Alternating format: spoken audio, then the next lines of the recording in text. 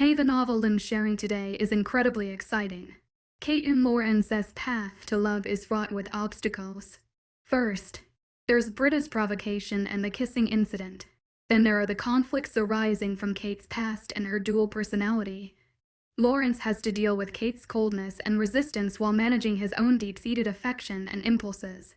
Can they overcome these numerous difficulties to find their happiness? How will the feud between Britta and Kate be resolved? Hurry up and come to my channel to uncover the thrilling plot of this story. Chapter 26. Lawrence, stop. You're hurting me. I plead, struggling to free my wrist from his vice-like grip. His cold, authoritative demeanor sends shivers down my spine as he tightens his hold. Curiosity had led me astray, luring me into the dense forest surrounding the mansion. Now, like a cat caught in a trap, I find myself at the mercy of Lawrence's possessive nature. I had heard desperate cries for help echoing through the trees, and my rebellious spirit compelled me to investigate. But before I could uncover the source, Lawrence appeared, his imposing figure cutting through the foliage as he charged towards me. "No, were you trying to run away from me?" he asked, his voice as frigid as a winter storm. The absurdity of his question almost makes me laugh, as if I could escape this gilded cage without resources or a destination. Summoning my trademark sarcasm, I retort, "Someone was calling for help. I was just trying to be a decent human being." "Enough of this," Lawrence declares, his muscular arms folding across his broad chest. "You are not leaving my side again." He drags me through the mansion's opulent quarters, ignoring the curious glances from the staff, before forcefully depositing me in a chair in his office. The tension between us crackles like electricity. "You know, I feel like slapping you right now," I snarl, my defiance bubbling to the surface. He chuckles, a sound devoid of warmth. "The feeling is mutual." Smart-ass jerk. I cough, my words laced with venom, as Lawrence busies himself with paperwork, pointedly ignoring my piercing glares. Boredom begins to set in. I rise, heading for the door, only to be halted by his questioning tone. "Where are you going?" I spin around. "I'm going to do something fun because being here with you is mind-numbingly boring," I retort, my rebellious nature in full force. "You're being disrespectful." He sighs, his controlling nature evident in every word. Before I can react, Lawrence crosses the room in long strides. He grasps my hands, pulling me towards him, and settles me onto his lap as he takes a seat.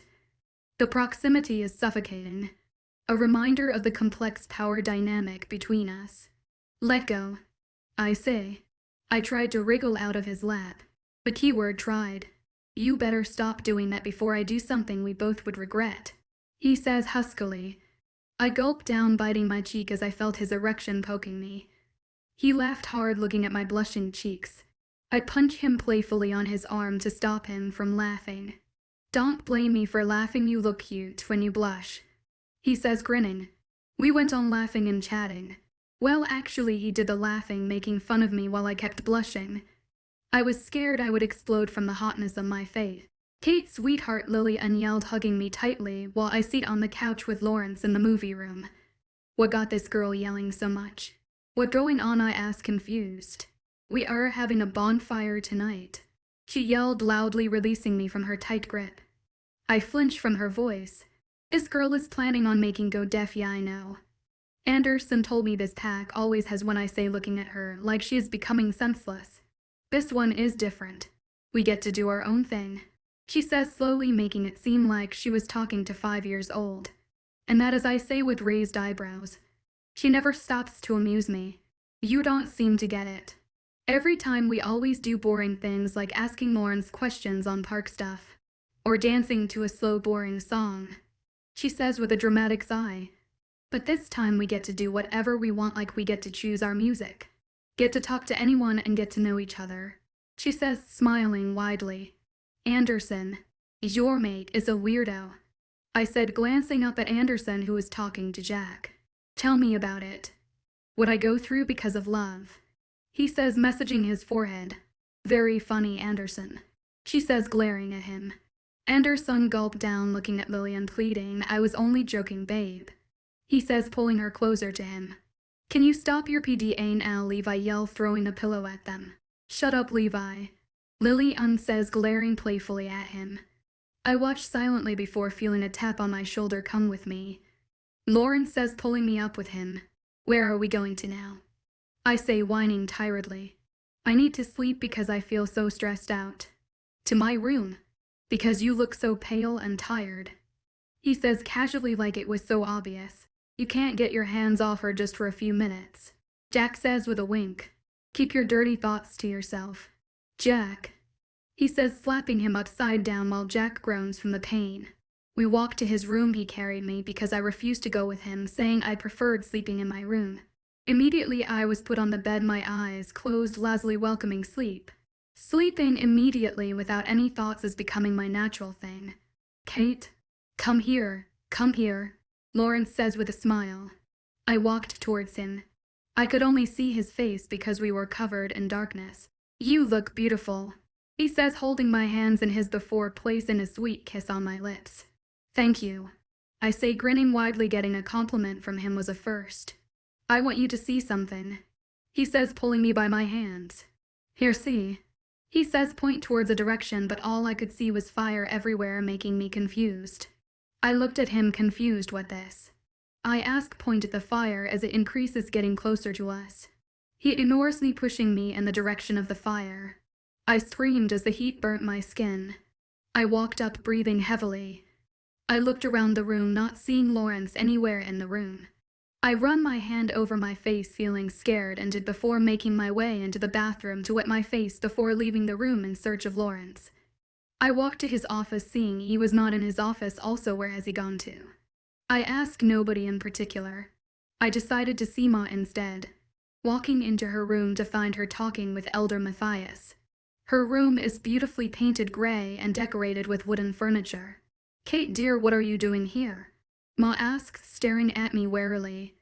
See you at the bonfire, Elder Matthias says, leaving the room after patting me on the back. Ma, I am having nightmares again, I say, taking a sit on her bed.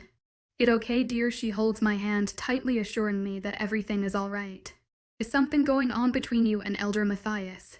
I ask suspiciously, trying to brighten the mood. She glances at me, then back to her hands. She always does this when she is nervous. Nothing. He just needs my help on something, she says, putting strands of hair behind her ear. Ma, do you like him? I ask with a smirk.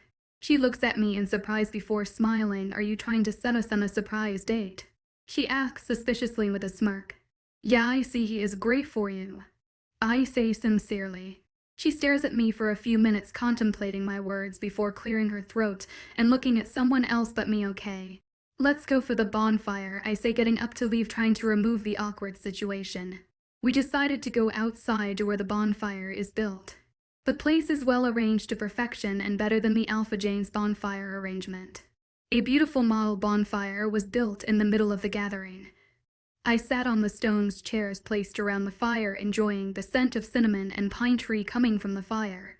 Take this, I glance up to see Lawrence giving me a plate of something like dough filled with chopped beef, pork, and a glass of orange juice. What is this? I ask, pointing at the plate in his hand. Tamale, a Mexican dish. You will love the taste of it, he says, taking a sip before cutting a piece of the food, urging me to take a bite. I took a bite, feeling the sweet taste of corn. It's so delicious, I say, taking the plate from him.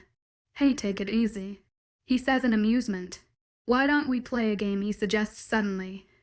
A game, I ask with a raised eyebrow before sipping from the glass of orange juice. We both ask each other questions. He says smugly, okay, you go first. I say, this is not a bad idea. I am curious to know more about the cold-hearted Alpha King. What do you usually love doing, he asks. Reading, I reply casually. He chuckled, reading about what, he asks with a smirk. It's my turn now. Are the rumors about you true? I ask curiously, going directly to the question on my mind since the first day I met him. Depending on what you are talking about, he says with a blank face. The rumors of you killing and the destruction of other packs. I say cautiously. Going straight to the point, are we? He laughs, amused. Yes, they are all true, but I do all this for a reason. Katie, what are you doing here? Let's have some fun, Becca yelled, coming towards me, putting an end to our little game. Katie, seriously? I ask with amusement, pushing the unwanted memories away. That what I am calling you from now on, she says smugly. Are you drunk? I ask suspiciously, looking at her warily. Come, let go, she laughs, ignoring my question. I gave my empty plate and glass. She took me to where Lillian, Anderson, and Ethan were laughing with some other pack members. Where were you, Kate? She asks angrily. The last time I remembered, it was none of your business where I went. I say harshly. What was her stress getting angry for no reason?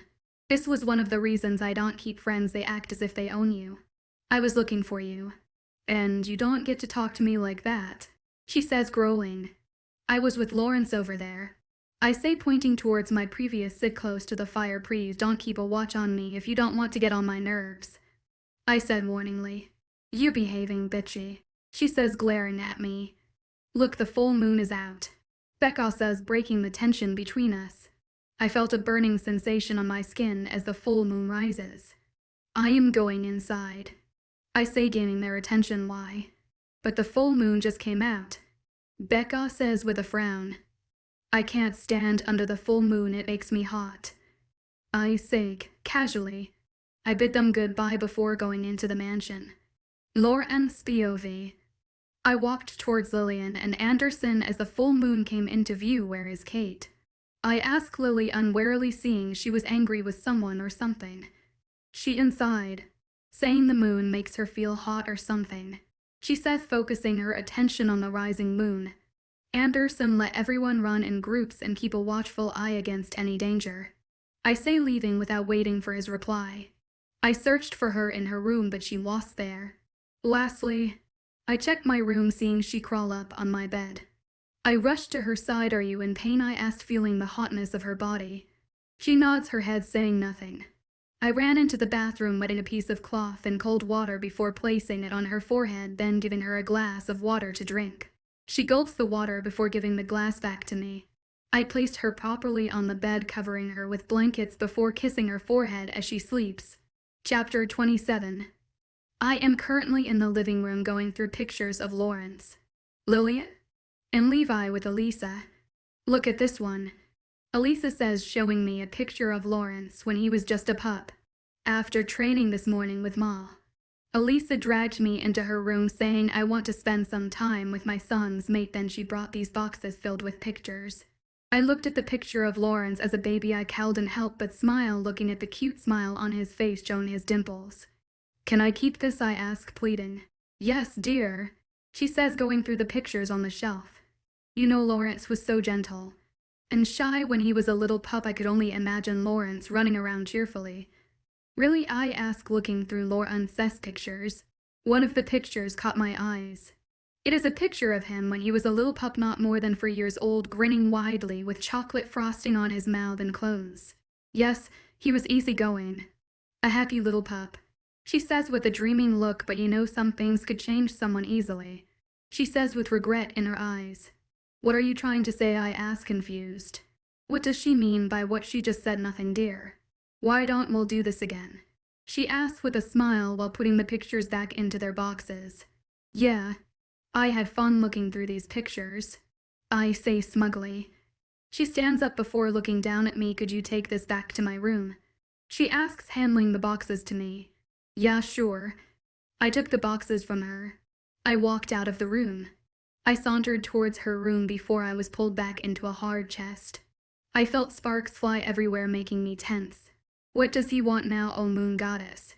I whirled around to see him with his smirk plastered on his perfect face. He brushed strands of hair behind my ear before leaning closer to my ear. Do you need help with these boxes? He asked softly, his breath fanning my face, making me shiver in delight. No, it's okay. It's not even heavy, I say, walking backward to create space between us. He took the boxes from me without any word before walking away, leaving me in my state of shock. I am losing my cool. Anytime he gets too close, it becomes hard for me to even speak correctly. I can't even form a complete sentence. I walked into Elise's room to find him staring at a picture intensely like he was studying it with a frown. "What's that?" I asked, walking towards him. He glances up at me before looking back at the picture. The picture looks old, with a man and a woman holding hands. I tried looking closely, but it was clear since it must be over a year or so.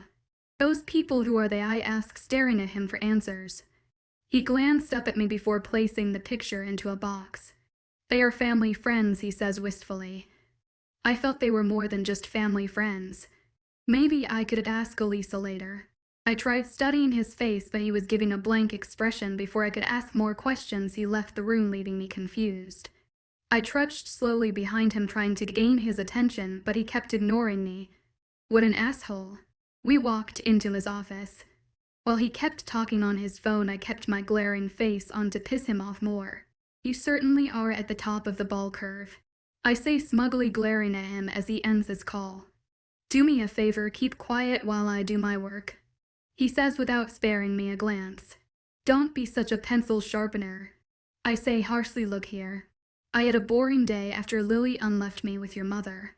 But I am not complaining, it was fun, and not planning on spending the rest of my day here looking at your work," I yelled, frustrated.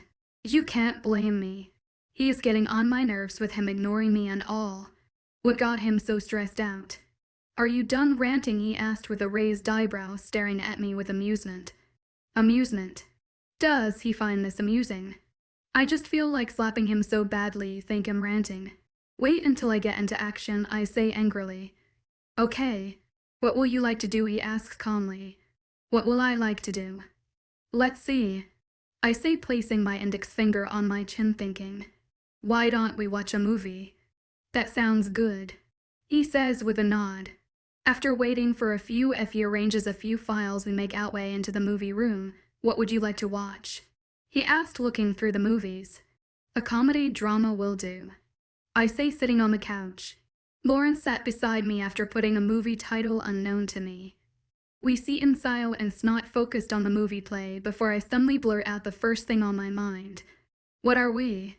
I ask the question on my mind because I don't know if he accepted me yet, or are we just friends with tag mate? "What?" he asks, confused. "What are we, Lawrence?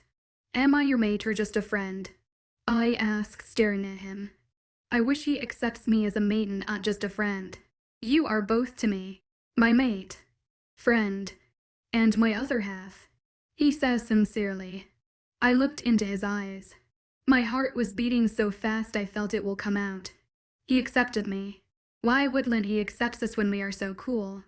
Tiara says, jumping happily. "You back?"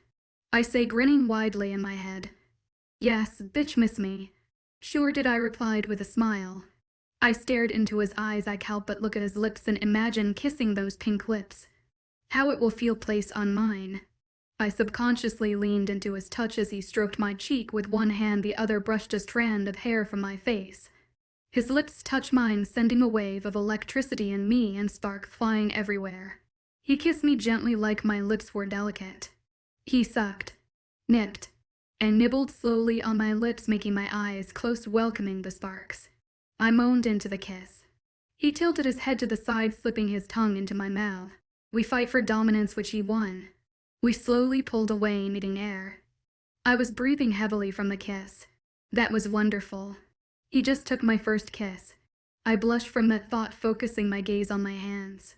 I looked up, but he was no longer in the room. I felt disappointed for him leaving like that without a word. I spent the rest of my day in my room thinking about the kiss we shared. It was more than I imagined. His lips felt soft on mine, sending waves of lust in me. "I can't just sit here," I murmured to myself. I walked into his office, but he was there. I felt a sharp pain in my chest and Tiara getting restless. "What is going wrong, Tiara?" I asked, disturbed by her weird behavior. "I don't know. I feel something is happening to mate," she says calmly. I made my way into his room without knocking. I was shocked and felt betrayed by what I saw in front of me, knocking away my source of air. Chapter 28. I was shocked. My heart thundered in my chest to see the one who called me his everything, who stole my first kiss, Kissing someone else. Britta, my worst enemy. I shouldn't be hurt this way because it was meant to happen all along. It was too good to be true. I was being stupid to try putting my walls down. He looked up, noticing my presence. His face was blank of all emotions while Britta had a satisfied smirk on her face. I should walk away from this, but my body was stiff, confused, and bewildered. If you don't mind, could you close the door when leaving? Because we are busy here, she snickered. I walked out with my remaining pride. I trudged slowly towards my room, feeling my heart break with every step I take away from my mate. Why did you leave the room just like that? Tiara yells angrily at me. What were you expecting me to do? I ask, laying down on my bed tiredly. You can't just let that whore take what ours, she growled. I snorted at her words. He not ours. He made that clear by kissing her. Before I could understand what was happening, Tiara pulled me into the back of my mind. Tiara, you can't do this. Let me have control, I yelled, trying to get control of my body. Ma, I need your help. Tiara is about to do something stupid, I mind Link, getting frustrated by Tiara. I have never had difficulty in getting control back. But right now I am losing my strength. The more I try, the more she gets stronger. Ma came rushing into my room looking worried. Kwar. She stops, looking at me in shock. Eyes wide and mouth open. I know the reason she like that. It is not good sight, seeing my eyes blood red with long fangs. Long claws with a white hairy body. What going on, Kate? She asks wearily, carefully walking towards me, earning growler from Tiara. Tiara is Tiara, trying to gain control. I say, my voice coming out raspy. What going on? She asks with confusion clear in her eyes. Can you ask this question later? I yelled, frustrated with what happening. Okay. I will lock the door while you try to hold her in, she says, leaving the room in light of speed. I heard the click of the door to signal it lock. I sigh tiredly, forcing my leg into the bathroom. I need a cold bath, I mumbled. I strip out of my clothes and get into cold water. I woke up in the bathtub, feeling the water warm on my skin. I let the water drain before walking out of the bathroom with a towel warped around myself, stopping in front of a full-length mirror of the closet. Kate, you can't let him get to you, I muttered to myself, looking at myself closely in the mirror. You are a very strong woman. So hold it in there. Stop giving yourself a pep talk and do something to show him he missed out, Tiara suggests. What do you mean by that? I ask, confused. Let dress up sexy to make him feel jealous, she says proudly. Yeah, let do this. But come to think of it, I never knew you were this smart, I say, taunting her. Say what you want, she scoffs. I check my closet to find something sexy that says I am not a bitch, but I can be one. I pick out I am not good in the description, and I leave my hair straight falling down my back. I left my room satisfied with my look. I walked into the living room to find Thomas, Elisa, Lily, and giving a disgusted look to Britta, who was clinging to Lawrence, laughing loudly. I just feel like killing this slut so badly, Tiara says with hatred in her voice. I coughed loudly to gain their attention. Lily, and can we go shopping? I asked calmly as possible. Lily looked at me with wide eyes while Lawrence full hole into my back, which I choose to ignore. You what to go shopping? She asks in shock. I can't blame her, remembering the first time she asks me out shopping. I told her I'd aunt to such things, but many things changed during the past few months. Yes, just need some clothes, I reply smugly. Okay, let go, she says, standing up from the couch. We walked out of the mansion, going towards her car. How are you doing, Kate? Jason asks, running towards me. His eyes got darker, looking me over. I felt self-conscious with the way he looked at me. Okay, I reply, sounding awkward. You stood me up on our date, he says with a frown. Oh, I forgot about my date with him. Sorry, it slipped my mind. I am so sorry, I replied, guiltily. No problem. Do you have anything doing tonight, he asked. No, I guess, I say, unsure. Will you mind going on a date with me tonight? He asked, looking nervous. Yes, I will love to go on a date with you, I know. I sound like a girl who just got asked out on a date by her crush, but my expression is nothing like that. I will pick you up at 8, he grins widely before leaving. Wow, going on a date, Lillian shrill. I forgot she was even standing here. I roll my eyes at her. It's just a friendly date. Nonsense. You have to look good, but we have to tell this to Becca," she says triumphantly.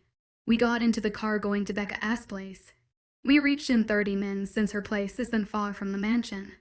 We didn't bother knocking since the door was open. We made our way inside to see Becca watching an EV show, making ourselves comfortable. Becca guess what Lillian says with a smirk plastered on her face while Becca Arwayne question Kate has just been asked on a date. "Seriously? Lawrence asked you on a date?" she blurted out. Lillian gave her a look. "No, silly, she was asked by a guy named Jason. But she has a mate," she says, confused. "Yes, she has. But her mate is a jerk," she says wistfully. "Are they trying to ignore me? Am right here, girls." "Okay. We are going shopping for a sexy dress to spike him," Lillian announces. "Let me get dressed." Becca says, going up the stairs. She came back wearing black pants and a red shirt with her hair put into a ponytail. The drive to the mall was the longest drive of my life, with Lillian and Becca chatting about what I should do in Shulton. Immediately we entered the mall, they dragged me into the spa saying, "Your skin should be sparking, for crying out loud. It was just a friendly date and not my marriage ceremony." After that, we entered a boutique and into the dressing section, trying different dresses with them. Give me a look of disapproval anytime I try on a dress. We finally decided on a black dress and black heels. They even got me a new set of makeup.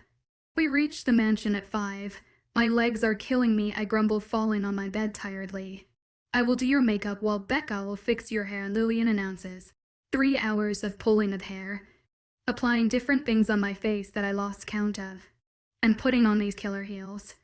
I stand in front of a few length mirrors. The tips of my hair were curled and put in a messy bun, and makeup is smoky eyes and pitch color lipstick. Black dress showing my curve with V-neck paired with black heels. I am looking different, and it is a good difference. "You look beautiful," Lillian says, grinning widely with pride. "We got it, girl," Tiara yell happily. "Are you okay with this date?" I asked, feeling uneasy. "Yes, don't do something we both will regret," she says, grinning mischievously. "Let go now, don't keep your date waiting," Becca says with a smile. I entered the living room to find Jason waiting patiently. He is wearing a blue suit with blue pants. His hair is swept backward, looking neat. His eyes turn darker with lust. He gives me his hand to help me down the stairs. "You look gorgeous," he whispers into my ear. "You don't look bad yourself." "What going on?" He whirled around to see Lawrence shooting daggers at Jason. "Your Highness," Jason says, showing submission. "As you can see, we are going on a date." I dragged Jason out of the room, not waiting for his reply. "You all right?" he asks, looking worried. "Yes, I am perfectly fine," I shrug. "Come this way," he says, directing me towards a car. "Wow, you don't need to impress me, you know that, right?" I say, looking at the beautiful black Jaguar CX-75. "I don't know much about cars, but this car was wow." "Get in," he says, opening the door for me before entering into the driver's seat. The inside is even. The drive was not awkward, but Jason seems he is not much of a talker. He drove us to an expensive-looking restaurant. Thank the moon goddess I was dressed for this. We were directed to our seat. "Would you like anything?" A lady in her 20s. Blonde hair put in a bun. Sea blue eyes says with a welcoming smile. I looked up to Jason, giving him a sign to give our orders. He gave the lady our orders. "So tell me a little about yourself," he says, sipping a little water from his glass. "Nothing much. You know my name. I live at the Royals," I say smugly. "Come on, nothing else," he says with a smile. "No, what about you? What about you?" "A maid?" I asked curiously. "No, if I had a maid I won't be here with you, that is true, but unfortunately I have a mate, but I am here with him." Soon our orders came. We talked more. I came to know he lives with his parents to siblings. Loves singing, for a fighter like him, weird. I had fun. He took me to his favorite place. It was beautiful, and he even sang a song for me. He is a great guy, but I can't seem to stop thinking about Lawrence no matter how hard I try. "Wake up, Kate," I felt Jason trying to wake me up. I opened my eyes but shut it back as the sun was bright in the sky. We must have fallen asleep talking. I got up before picking my heels from the ground. "What is the time?" 8 a.m., he replied. "What?" I was shocked. "I had so much fun with you. Could you please drive me back to the mansion now?" He nodded. We walked back to where his car was parked. He opened the door for me like a gentleman before going over to the driver's seat. Can we do this another time? He asks, pulling out of the park. Seriously, I had fun with you, but we can't do this some other time, I replied. I can't keep his hope up when I know it will only hurt him. Is it because we are not mated? He asked with hurt and confusion in his eyes. It's not that. You are a great guy and any woman will be lucky to be your mate, but I am not ready for this. I say, looking into his eyes. I understand, he replied, looking back at the road. The rest of the drive was full of tension between us. Okay, thanks once again, I say as he pulls in front of the mansion before he pulled me back, kissing me forcefully. I push him away. What was that?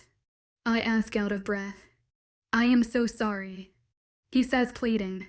I ignored him before walking into the mansion. Everyone looks, the whore is back. I whirled around to see everyone staring at me with something in their eyes unknown to me. Thomas, Elisa, Alex, Lillian, Levi, Elder Matthias, Anderson, Jack, Lawrence, and Britta.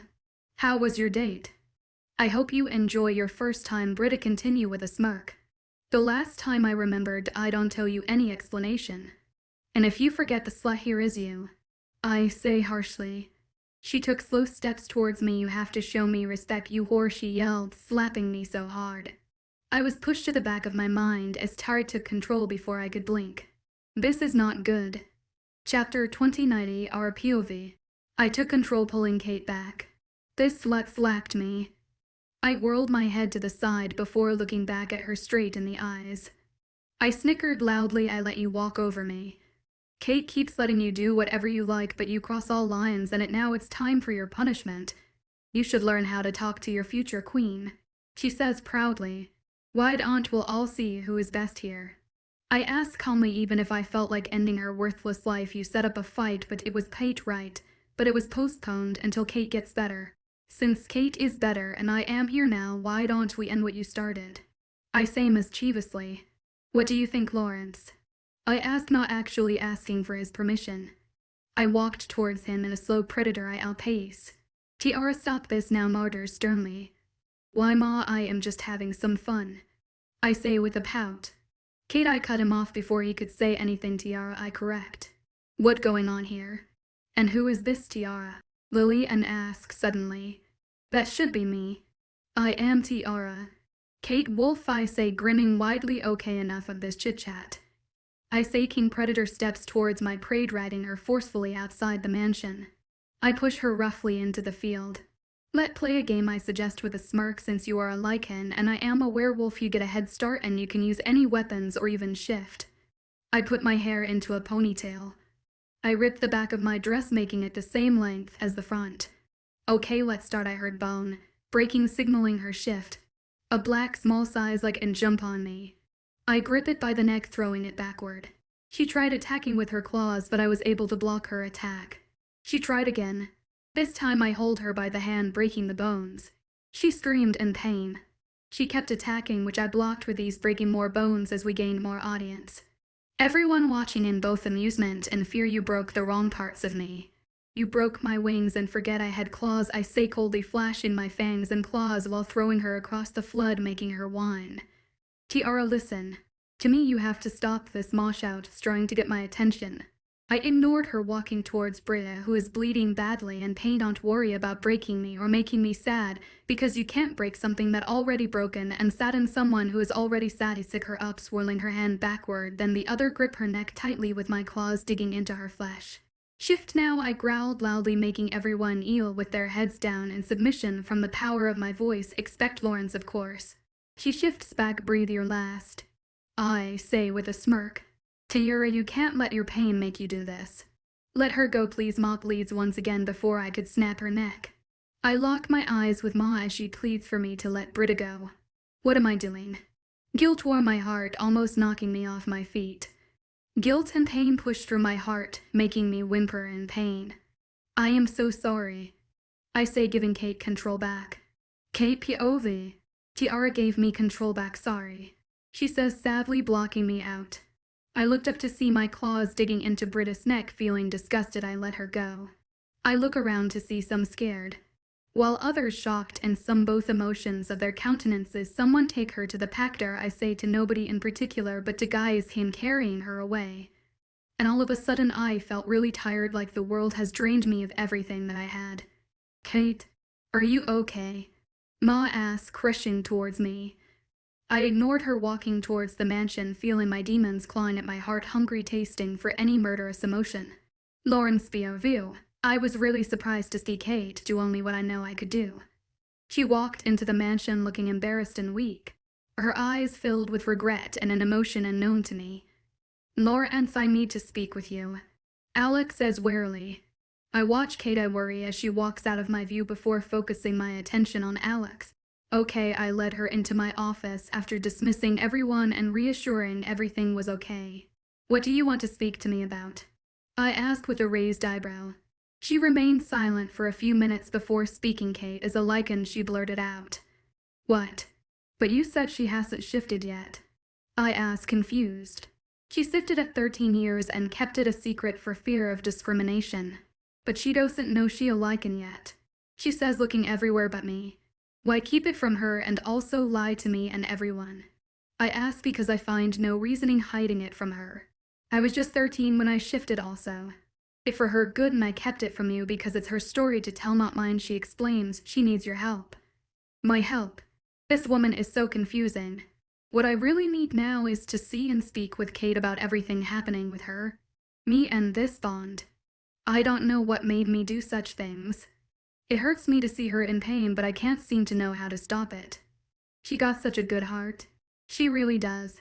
It's just been broken a lot, she says, sadness consuming her features. She very broken that she can feel it. I mean physically feel it. She not sad anymore. She is numb, she says sternly. I watch her silent as she speaks. She keeps everything locked down, making her drown in them. She is losing herself in the pain she feels and does not see this joy anymore. She was meant to save and not to be saved. The only one that could bring her back is you. Her another half, she says, pleading. How can I do that? I say, frustrated. I am so confused. I don't understand what's going on. You just have to listen to her. By getting her to tell you our past. By getting her to lead you to her demons, fears, and nightmares. If you can't do this, we are all doomed, she says sadly before leaving me to my thoughts. We can't let this happen, Travis says, worried, pacing in the back of my head. It's all my fault. Kissing Britta just because I needed to clear my mind, I sigh, frustrated with myself. After Travis took control and kissed Kate, I was angry and needed to get my mind from thinking about the kiss. And Britta was a good distraction. Even though I felt digested kissing her, when I saw the asshole all over her, it made me angry. I had to control myself from ending his life there and then. And he had the nerves to kiss her. I will make that excuse of a werewolf pay for touching what mine. I need to fix my mistakes. I can't afford to lose Kate, not now, not ever, because she mine. Chop hater 30 Kate POV. I fold my legs close to my chest with my hands resting on my knees as the water cascade on me, washing the blood and dirt away. I love the rain. Ocean. The rivers, because I'm like the people who should have loved me better. The water was never afraid to touch me. Even when I was at my most damaged and broken. I reach out to Tiara, but she keeps blocking me out. Blocking her pain and disappointment from me. We have mastered the art of blocking emotions and feeling them, because it is easier to act it never there than feeling it there. I stand up from the tub as water drips on the tile as I make my way into the walk-in closet. I put on a black tee, shirt and black jeans before walking back into the room to find Lillian and Becca coming in. Kate, can we talk to you? Lillian asks as she and Becca walk in. No, I don't need your sympathy, so you can leave now. I say coldly, turning my back towards them. I know the way I spoke was rude, but I just need privacy and not sympathy or empathy from anyone. I hear the door close as they left before walking lazily towards my bed with a loud sigh. I want to scream. I want to burst into tears. I want to get drunk and kill myself. But all I can do is stare at the wall in silence. Sometimes, all you can do is lie in bed and hope to fall asleep before you fell apart. But yet that heavy feeling in my chest when I don't feel any desire to speak or move hurts me. All I want to do is close my eyes and sleep because the process of being broken is incredibly exhausting. I attempt my best to make my days fulfilling, but no matter how hard I try, I can't seem to connect to anyone or anything. That's the worst part. The bad days. The days when I can't hide it behind a smile and I feel like running away from it all. The days when I ask for help and I feel like a burden. Those are the days I'm running on empty. I guess I am just tired. Tired of holding it all in here while it keeps killing me. Tired not caring when I care so much about what they say to my face.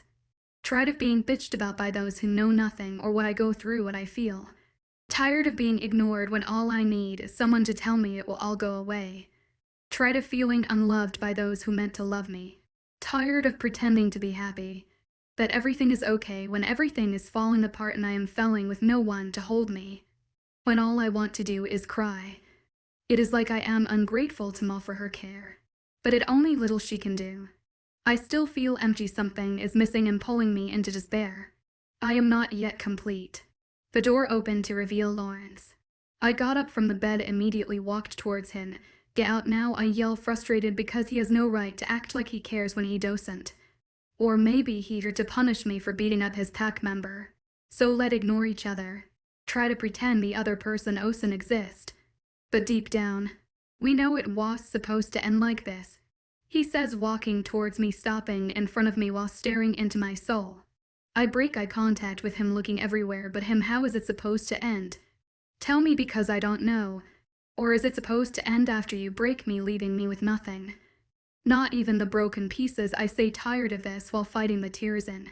You know nothing about betrayal or pain, so do not tell me about you feeling heartbroken, he yelled angrily, his eyes flashing red.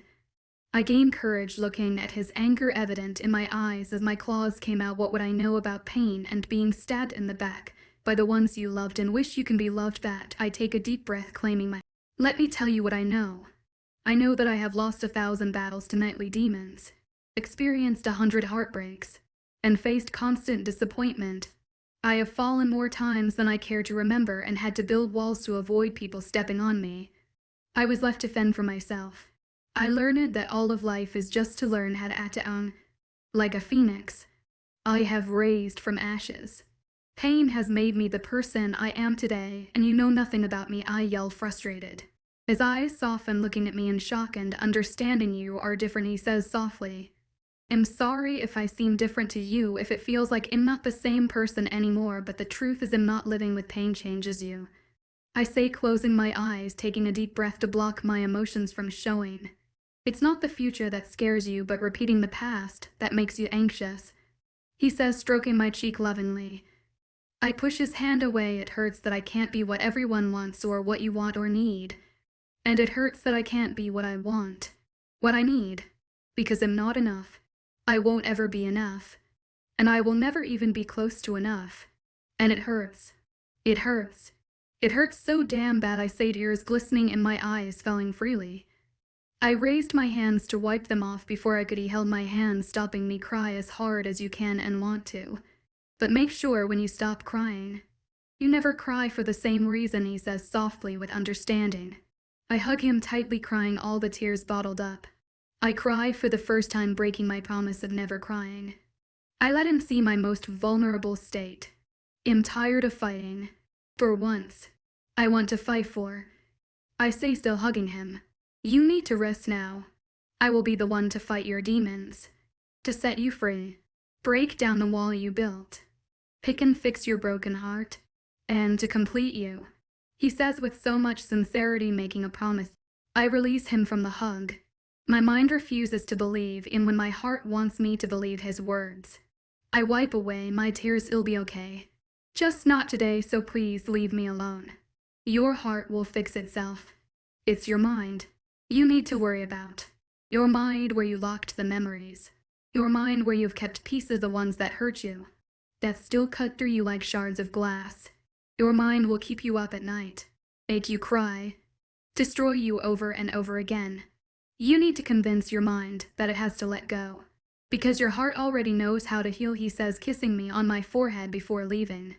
Iced and shocked, he read me like a book, like he knows my thought and fears, as he saw through my thickest walls. I crushed to the floor, picking little emotions in me, picking what is worth. Chapter 31. I sighed outly. I have been in my room since this morning and I am feeling very hungry. My pride won't let me leave this room. I just don't know what they will all think of me now. Are they going to be scared or worse, throw me out? Take a deep breath, Tiara suggests, rolling her eyes. I took a deep breath, claiming my nerves. Wait. Where have you been? Just resting my paws. You know, after that incident I just needed to rest, she says smugly. Before replying, someone walks in. What do you want? I ask with a fixed glare on Lawrence. It seems you are too embarrassed to leave your room, he says, walking towards me with toast bread and a glass of milk, so I took it upon myself to bring you breakfast. He grinned triumphantly, putting the food on the nightstand. I am not hungry, so take it away, but my stomach had other plans by grumbling loudly. He just chuckles, pulling me to sit on the bed before giving the plate to me. Will you eat or just keep glaring at the food? He asked with raised eyebrows. I told you I am not hungry, I say smugly. You look pale and slim. Do you know I don't like skinny girls? He says, smirking. Britta is skinny, but you dated her, and I don't care about what you like, I say nonchalantly. Just eat your food or I will make you eat it, he says warningly. And I very well know he will do as he says. And also I am too hungry to give any sassy comment. I eat the food in silence, with him making sure I eat every single bite. I gave him back the plate and glass. He left my room but came back 1 minute later. Get dressed, I am taking you out. You don't give me orders. I am going nowhere with you, I say, working into the bathroom. I did my daily routine. Knowing he is still in the room, I get ready in the bathroom. I brush through the tangles of my hair, putting my hair into a ponytail before wearing my dunnies and cello, high-waisted boyfriend jeans, and oversized boyfriend shirt. I walked out to find him lying on my bed comfortably. Leave now, I need to sleep. You look cute. So are you ready? Let go, he says with arched eyebrows. I scowl at him. You don't seem to get that I am going nowhere with you, I say, sighing. I walked towards the bed, trying to pull him off the bed, but he just raised his hand, pulling my hair out of the ponytail, making my hair fall freely on my shoulders. What was that for? I don't like you packing your hair that way, he says, like a little pup deprived of his favorite sweet. This not the first time you have seen my hair in a ponytail, I say, confused. What up with this guy? Then we were not together and now we are, he says in a dud tone. Who said we are together? I ask stupidly when the answer is obvious. You just behaving stubborn. Let go now, he says, standing up from the bed. Okay, let go, into where exactly? We left the room towards his car, and to my luck no one saw me leave the house. Where are you taking? I ask, getting frustrated with him ignoring my questions. I hope this is not another way of you getting back at me. Get down. What going on in this head of his? What? We are here, get down, he says, leaving the car. What a jerk. He came towards me and intertwined our hands together, pulling me towards the gate. He typed some code. Immediately the gate opened. My mouth fell on the floor. The view was wow. A waterfall surrounded by trees and grasses with birds on each tress. This sight is amazing. Wow, this is wonderful. Oh, moon goddess, I can't believe this. How did he ever find this place? Come sit here. He pulled me down on a pile of leaves. I always come here to cool myself. Take a run or think, he said, looking ahead. What is the reason for bringing me here? I ask, still in amazement of this place. I always like being surrounded by trees. It gives me the sense of living. I don't know. Maybe to show you something I love doing, he says with a blank face. Okay, we fall into peaceful silence with only the sounds of birds and leaves blowing through the wind. I once had a dream in life, I say, breaking the silence between us. He glanced up at me before throwing stones in the air. My dream was to be like my mom. Ma once told me how she took care of the pack, fighting for the weak and those in need. She was a good Luna that everyone we remember, I say, staring at nothing in particular. What made you give up on that dream? He asked. My mom was never a murderer. She never killed anyone, but yet I killed her, I say, wiping a lonely tear away. No matter how I dream, I can never be like her. She had a pure heart, while my heart is dark as my dreams. So what was the use keeping dreams? You need to let go of your pain to feel what happiness is. He took my hands, holding it tightly, looking me in the eyes. Holding it down here can be suffocating, he says, pointing towards my chest. I felt hope with his words. Can I be saved from my demons? I was surprised when he picked me up, carrying me over his shoulder, put me down. What are you doing? Before I could continue, he put me into the cold water. You will so pay for this, I yell, pulling him into the water with me. I laugh, trying to run away from him. I will get you, he says, running after me in the water. He grips me by the waist before whirling me in the air. I laugh loudly. I never had this much fun. I can't remember the last time I laughed genuinely. This man keeps making me break my promises, first making me cry, now making me laugh. He puts me down, standing on my feet. Can you do something for me? He asks, staring into my eyes intensely. What I ask, meeting his gaze cautiously. Just keep laughing and smiling this way, even if it's only for my eyes, because seeing you smile like this makes my day. He says, grinning happily. I can't keep that promise. I say sincerely. I will always be the reason you laugh. He keeps making promises he will never fulfill, because I know how it always ends. I can see it in your eyes. He says, see what? You don't believe me, but I never break my promises. Chapter 32. We drove back to the house in comfortable silence. Lawrence keeps glancing my way from time to time. Immediately I open the door. I was pulled into a tight hug by Lillian and Becca. They release me from the hug. Really, they ain't mad at me. You girls are not mad. I ask, voicing out my thoughts. No, how can we be mad when you helped in getting rid of her? Lillian says, grinning happily. What do you mean, getting rid of her? I ask, walking towards the kitchen to dish myself something to fill my empty stomach. Don't blame me, I can't get over food. Britta left this morning because you bruised her ego badly. Becca says, taking a sit on the stool while Lillian follows her action. I should be happy, right? She finally left me in peace, but I am feeling kinda bad. No, I am so happy. I did a little happy dance in my head. I dish myself some scrambled eggs and rice, taking a sit opposite Lillian. So where did Lawrence take you to? Lillian says, wriggling her eyelashes seductively. Nowhere in particular. Just somewhere he loves. It's not a complete lie. I didn't get to ask him the name of the place. You guys are a thing now? Becca asked. She took a spoonful of my food. I scowl at her as she tried to take another spoonful. Of course they are. It's obvious. They mate even though she tries to ignore the fact that they are meant to be together. Lillian says, sounding frustrated with me and Laura says, love life. We are just trying to get along, says we can run away from the mate pull. I say, putting more emphasis on the word mate pull. Whatever makes you sleep at night. They both say smugly. Are you girls trying to taunt me? I say, playfully, glaring. They both laugh loudly as a reply. Is everything okay between you and Anderson? Becca asks, suddenly making Lillian tense up. Yes, kind of. Yes, just being stubborn. She says with a frown, looking everywhere but us. What happened between you and Anderson? I ask, not knowing what going on since I was still locked up in my little world. He is angry because I want out with Edward. She says, looking sad and about to cry. Who, Edward? I ask, looking lost. He is a guy I met at a club when I and Becca went clubbing last week. She says, fiddling with her nails. I went out with him yesterday and we shared a friendly hug. So he smelt him on you and now he thinks you cheated on him. I say, understanding where she is going with her story. Just do something to gain his trust back. Like getting this guy to tell Anderson the truth on what happened, I suggested. Why don't you try? It will surely work. Becca says, in agreement with my words. You have his number. Right. I asked, taking my empty plate to the dishwasher. Yeah. I will call him right away and solve this once and for all because I miss him. Lillian says, rushing out of the room. I gave her a thumbs up. After she left me and Becca stayed in comfortable silence before deciding to watch a movie with her, choosing a comedy and me a horror movie. We argued for a few minutes before deciding on a romantic movie instead. It was the most boring movie of my life.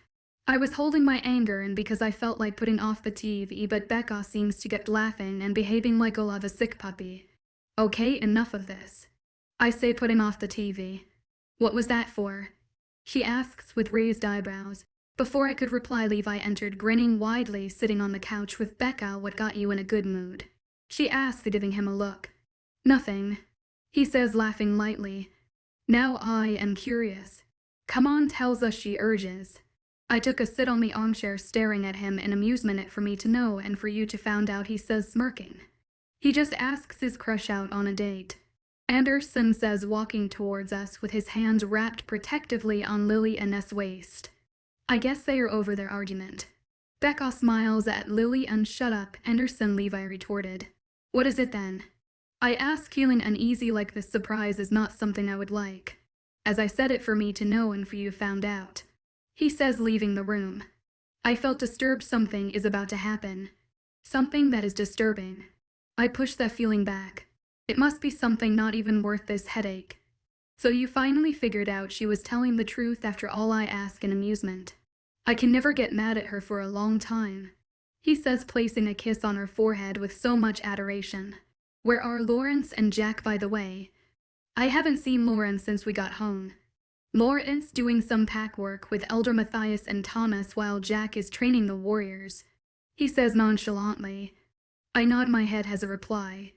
I wonder where Ma went. She is pretty busy these days. Okay, I should be leaving now.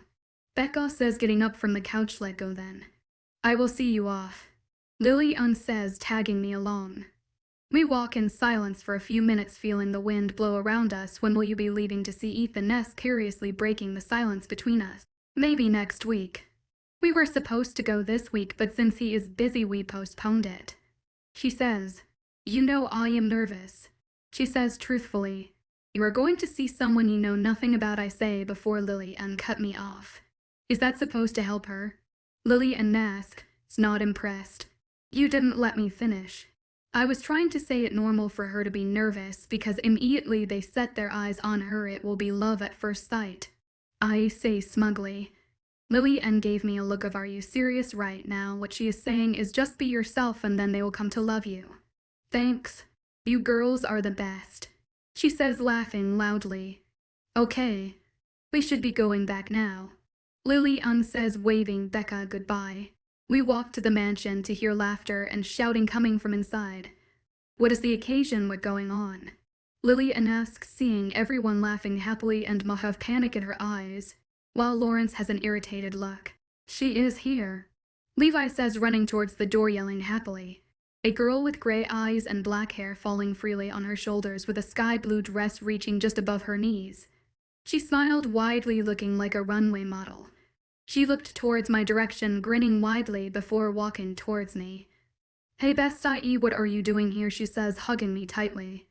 I know this girl. She is the same girl from my past. Past I chose to forget all about. Now my nightmares are no longer only at night but also when I am wide awake. Chapter 33. I can't believe she is back. I became numb from what's going on. What is she doing here of all places? She one of person who made me give up on ever having friends. I pushed her away like she had an acid burning into my skin. Her eyes became cloudy with hurt, but it was gone within a second. She grinned widely. What are you doing here, Bestie? She asks once again. What is she trying to do, pretending we are best of friends? The last time I remembered we are not friends, so how can you be my best? I say, smirking. Since she wants to play this game, then let it begin. She will never affect me the way she always did. This Kay is different. Come on, Kate. That all in the past now, she says warily. What nerve! Racking this girl is Grace. You seem to forget what I did to you and your family too easily, I say smugly with a smirk playing on my lips, but let me give you a piece of advice. Don't try anything stupid with me because I will make sure your entire generation is killed. And trust me, you won't want to see me angry, I say, meaning every word. She flinches from my words. I am not very proud of what I did or anything I did in the past. But if it means putting her in her place, I will do it without regrets. She thinks we are on good terms, but we are far from that. It seems you guys know each other. But I will still give an introduction. Levi says, breaking our intense argument with a suspicious look my way. I forgot anyone was in this room. I hope they didn't hear the killing side of this argument. Kate, this is Grace. He says, pointing towards Grace before pointing towards me, and Grace is Kate. Ma came towards me, giving me a look that I should come with her. I trailed after her towards her room, but not after giving Grace a death stare. I took a seat at the edge of the bed with her. What is she doing here? I ask, confused and irritated. I don't know, but you have to be careful of her, she says warily. I nod before leaving since she needed to take a rest. I left her room towards Lauren's office. I need answers to these questions bubbling inside my head. I knocked before hearing a deep voice come in. I walked in, taking a sit in front of his desk, but he refuses to acknowledge my presence. I need some answers. He glances up, giving me a questioning look before going back to his laptop. On what? He asks after a few minutes of silence. What is Grace doing here? I ask, hitting my nails on the hardboard of his desk. You guys know each other? From where exactly? He asked with raised eyebrows, starting at me intensely. I ask you a question first, I say, glaring at him. Okay, no need to be defensive. He says, laughing lightly. She came here 2 years ago, saying she was thrown out of her pack by her best friend who was jealous of her. We took her in, but she decided to move on with her life, traveling now and then. He explains. What? A jealous best friend? What a stinking liar she is. She is a nice girl, but we don't get along. I just dislike her for no reason. He says nonchalantly. Now answer my question, he demands. It's a long story, I say, looking everywhere but him. I have all day, he urges. She's part of my past. That how much I can tell you, I say, looking at my laps like it was the most beautiful part of me. He stands up from his chair, coming towards me. He swirled my chair around, facing him before cupping my face, looking into my eyes intensely. He was so close that if I move a little we will end up kissing. You can tell me anything, I will be here to listen. You can cry, I will be here to wrap your tears away. He brushed strands of hair from my face before placing a kiss on my forehead. But I won't force you to tell me anything. When you're ready you can always tell me. Thanks. I should be going to my room now, it's getting late already. I left his office towards my room, my thoughts and memories flashing in my mind. Before I could open the door to my room, a voice stops me. Kate, can I talk to you? Grace asks warily, standing in front of me, glimmer of tears in her eyes. Yeah, but be fast about it, I said as coldly as possible. I know you will never forgive me for what I did, but please give me a chance to prove I am truly sorry, she says, pleading. Sorry, I heard the wonderful story you made up, I say with hatred and amusement towards this backstabbing bitch in front of me, your jealous best friend who threw you out your pack. I'll laugh bitterly. Because the last time I remember you were the jealous best friend who loves money, then her sister. I snap at her, feeling anger rising. I had no choice but to lie. I was desperate for a place to stay, she says, raising her voice. So the best thing for you to do is play the victim, I say, not believing the nerves of this girl. How can she stoop so low? But what can you expect from someone like her? When I left the pack, things became hard after my parents disowned me. I became rogue, fighting for my life, she says with tears flowing from her eyes. I wanted to come back and ask for your forgiveness, but I know you will never forgive me. But when I saw you standing there, hope to build up in me. Maybe the moon goddess is giving me one more chance to correct my mistakes. Just maybe I can get my sister back, she says, sobbing so hard. I felt like holding her and telling her I forgive her, that I know how it felt trying to correct your mistakes, but it is just too late now for that. It's too late now. That Kate you once know is gone and buried, I say before shaking my head sadly. You killed that Kate the minute you betray her, so forget you were ever sisters, because she never coming back, I say, giving her one last look before entering my room, closing her out of my life and closing those memories that surfaced the moment I set eyes on her today. In the deepest part of my mind, the tears I managed to hold back fell freely from my eyes. I rest my back on the door, covering my mouth from making any sound. I cried in silence, crying for my loss. It was just like the first day I found out of her betrayal. She was just like the rest, always laughing and smiling, but you will never know there are your enemies.